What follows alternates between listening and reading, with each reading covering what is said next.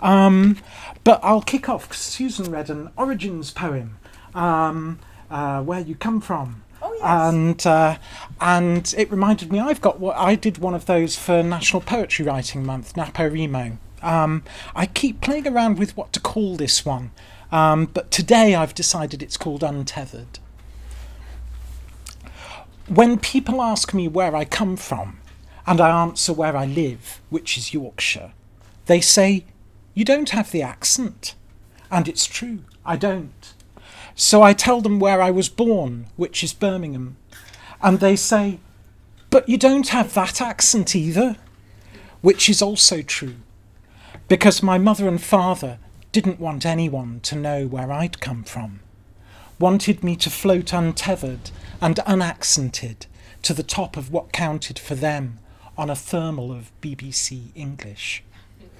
So I could say I come from a bubble of parental wishes, a walled garden of aspirations, but that's not it.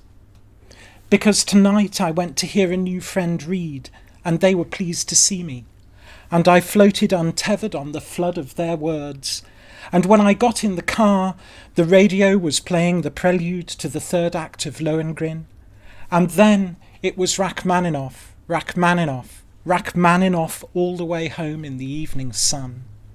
And I know I come from this. I come from here. Thank you. So, Moonlight Through the Valux Window. So this is my first pamphlet, and there's not really a theme, but there are a lot of poems in it about people. So I'm going to start with one about my grandfather, which is called Mr. Abracadabra. So my grandfather was quite an extraordinary man. He joined up for the First World War, got sent to Gallipoli, and he was one of only 2 people in his battalion to come back alive. Found out he was going to be sent to the Somme next, so he found somebody in the camp who knew Arabic and taught himself Arabic so that he could pass his interpreter's exams in 6 weeks, and spent the rest of the war in the desert. But I didn't know anything about that when I was a little kid. He was just my magical granddad. And people didn't die in our family, they just disappeared. So this is called Mr. Abracadabra. Mr. Abracadabra smelt of pipe smoke and cardigan. Mr. Abracadabra made chocolate toffees appear in the garden on a whim. Mr. Abracadabra knew all the words to Here Comes the Galloping Major and just how hard to bounce. Mr. Abracadabra left his dentures by the sink to greet me toothpastily when we awoke. We were the early risers, me and Mr. Abracadabra.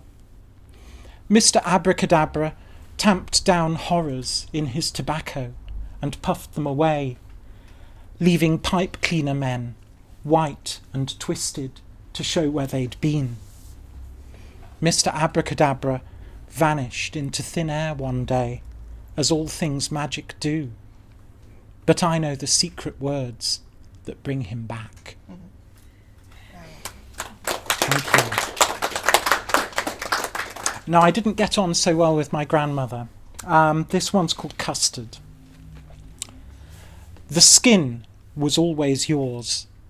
If we should dare to touch it, your face would sour, set firmer even than we always saw. Somewhere inside you once there had been sweetness, long before we knew you, settled in disappointment, the wrong daughter, the wrong grandchildren, the ones with whom you spent your time. You were the only one to ever break my skin, sharp with your nails and knuckles, and so, when I make custard, the skin's mine, grandmother, mine. Thank you. So I live in Bingley, which I don't know if you know it. It's a lovely little town just northwest of Bradford. It's got the Leeds-Liverpool Canal running through.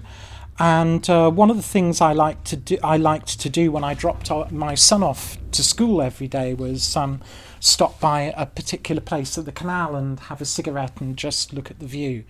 And so this poem's about that place, and it's called Fake Pastoral. And I think you'll see why it's called Fake Pastoral as the poem goes on. At Dowley Gap Household Waste Recycling Centre, there's a place by the bridge where it's possible to enter the towpath, and there, over a ridge of trees in the near distance, is the spire of Shipley's Church, looking for all the world as if it stands alone. Nothing higher's rising from the town sprawled below it to give its urban nature away.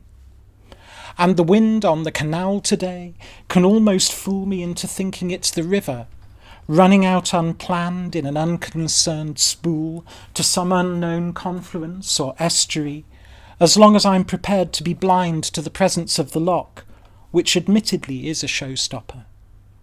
And I know that behind, ahead, and to either side of this artificial pastoral interlude is the stuff of dull everydays that I allow myself to miss, blank shiny show homes, rough breeze-block built industrial estates, the infinitely repeating sequence of chicken and kebab shops for after those late-night oblivion binges, the only reasons so many of us have for getting through the week. But here, by Dowley Gap Household Waste Recycling Centre, or somewhere near, there's a sudden tumult of ducks, and I can enter into a brief moment of credit that needn't be repaid, the basic income of being human. Thread it all, the almost rural church and almost river, into an imaginary braid connected by an old straight track. No need to look aside or back. Thank you. So I do quite a bit of travelling for my job, and I do quite a bit of travelling to the States. And so this one is one that I actually wrote on the train on the way to Manchester Airport. And it's called Oh America. I wrote it a couple of years ago, just after the presidential election. Oh America. Oh America, I'll be in you and I am ready. Oh America, I am fully loaded with my global entry traveller's pass and my Avis President's card and Hilton Diamond, and you will upgrade me everywhere, oh America, because you always value my business, and I am circling back to you with kind regards, just like you said I should. Oh America, I am coming to charm you like we do on Masterpiece Theatre, which you spell incorrectly, by the way, and you love me saying that. With my words you have to Google, and my inability to figure out a four-way stop, and my lousy tipping, which you let pass because it's me, and I am so damn cute. And oh, I-93 and I-89, I am ready for you. I am ready for all my eyes. I will redeem them mile after mile with my complimentary weekend upgrade, and you will be valuing my business with every revolution of my rented wheels. Oh America, you'll be stretched before me like a giant what the fuck just happened. Oh America, your wildwoods have come to your riverbank and you don't like it. You have a toad in residence who has invited undesirable friends.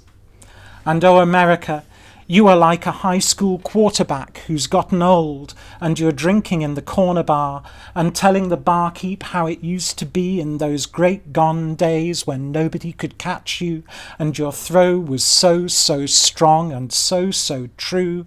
And oh America, you are swaying now and you don't look so good. But it is okay because I love you and you have always been good to me. Oh America, I love you. Please get up. Thank you. How am I doing for time, Helena? Yeah, fine. How many minutes? 5 minutes. Okay. So I'm going to read one about my uncle. So my uncle came out as transgender at the age of 71. And Well, when I go to stay with them now, they live in upstate Vermont in northeast of the States. I usually sleep in the spare room where all my uncle's dresses are hung up. And so this is a poem called My Uncle's Dresses. I sleep in the same room as my uncle's dresses, half the wardrobe's given over to flowy pastel numbers, signature pieces in black and white. From the floor, nude 6-inch Manolo Blahniks tower defiantly. She came out to us in a car park, depositing the details hurriedly with my partner.